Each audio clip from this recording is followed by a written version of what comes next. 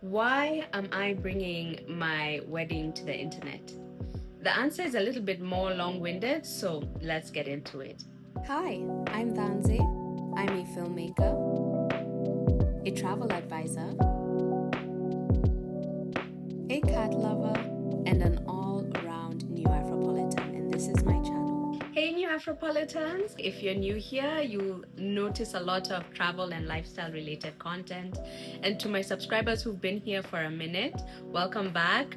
I owe you an apology because I know I said I'd be more consistent with my content, and I'm trying to be.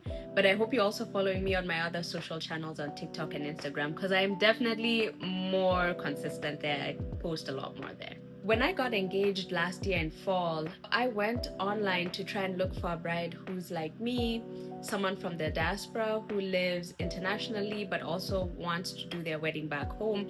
And I didn't quite find what I was looking for.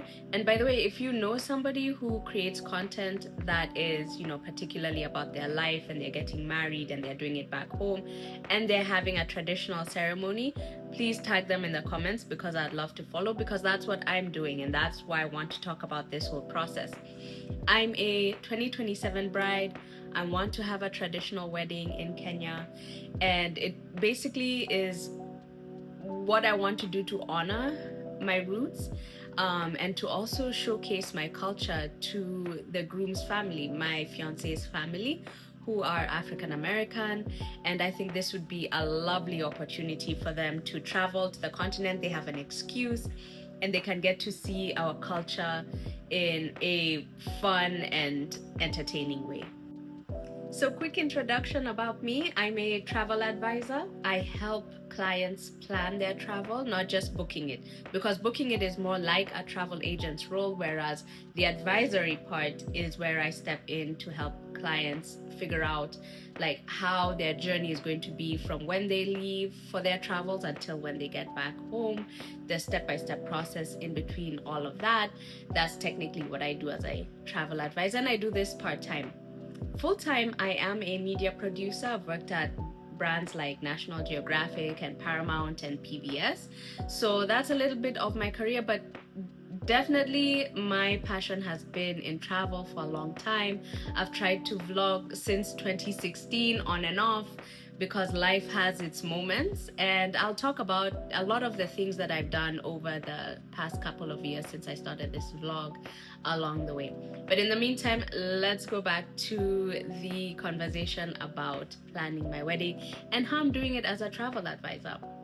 Technically, planning my wedding in Kenya is like a destination wedding, especially for my fiance's family, because they're having to leave their home to go to Kenya. For me, technically, I view it as just going home and getting married. Back in May of 2026, I held an engagement party and we hosted it at Fleetwood Farm Winery in Virginia, and this was a lot of fun.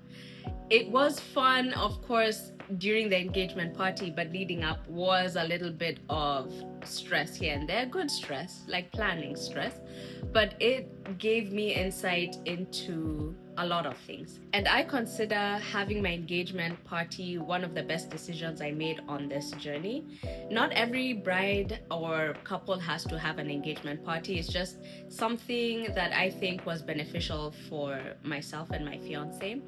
Sometimes you might just throw it casually, just have, drinks with a couple of friends. I've seen couples do that.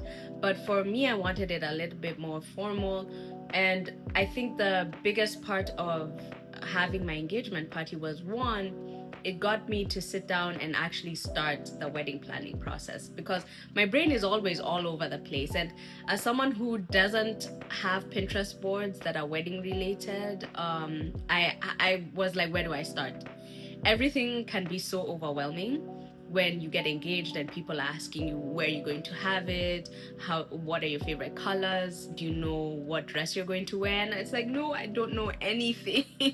I didn't even know, to be honest, where the ring is supposed to sit when he gives it to you. I had to ask that. I had to ask my mom that. But The engagement planning process did give me a step into the world, and I think it was one of the easiest things to do in a low key way. So the second part the engagement party taught me was how to search for and negotiate with vendors. And I think this is also another big part of the wedding planning process.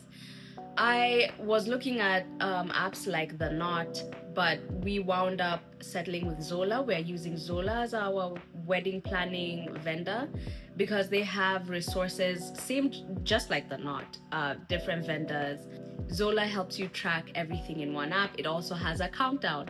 Actually, this countdown clock is cool, but also a little bit freaky because every day you're watching you get closer to your wedding, and it helps you think through the process and gives you alerts on what is next, what you need to book next.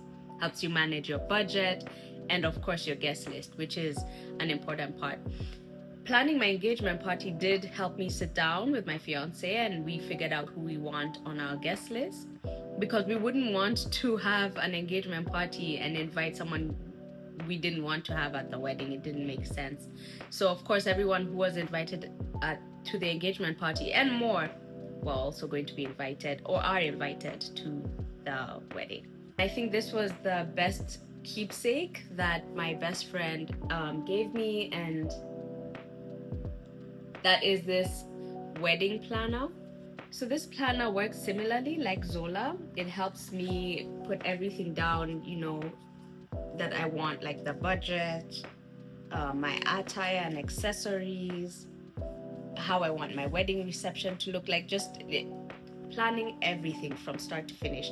And I love it because it will be a keepsake. So once the wedding is over and if I ever want to look back at the memories and the process that I went through when I was planning, this is definitely something I'll open up, and it's so aesthetic.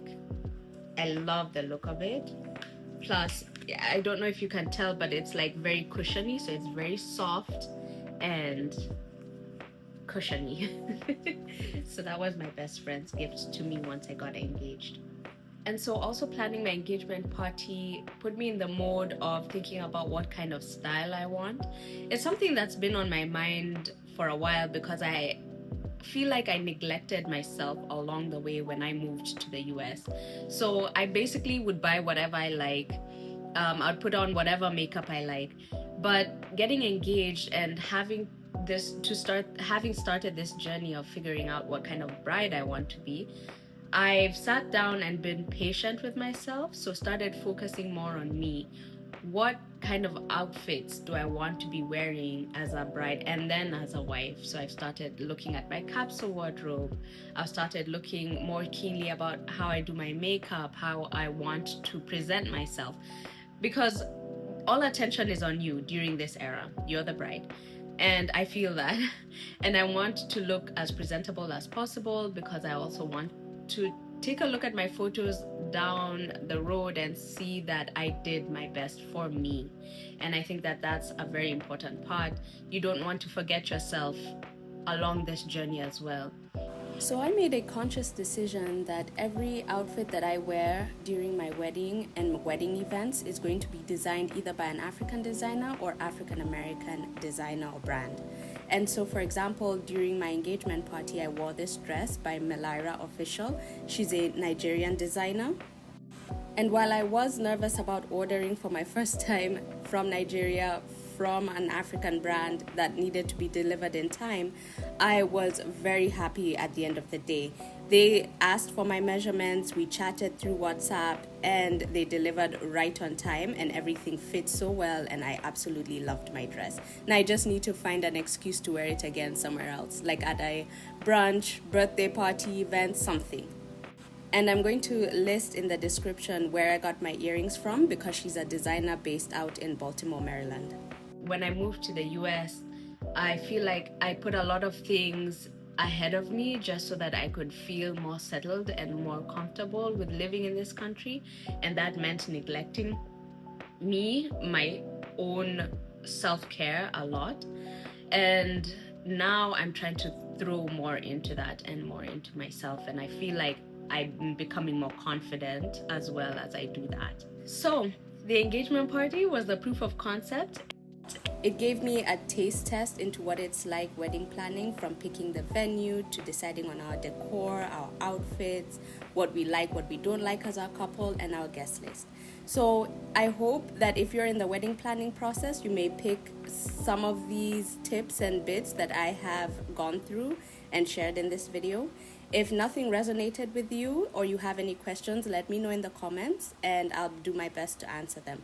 Otherwise, like, subscribe, share, and I'll see you in the next video. Bye.